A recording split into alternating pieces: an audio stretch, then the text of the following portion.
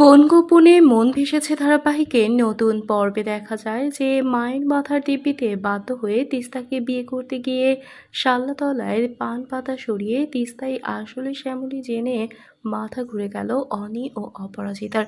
বাড়িতে নিজেদের দোষ থাকতে শ্যামলীকে মন্দ করতে অপরাজিতাকে শ্যামলীর নামে বিষিয়ে দেয় অরুণাভ, তৃষা ও অরুণাভর মা।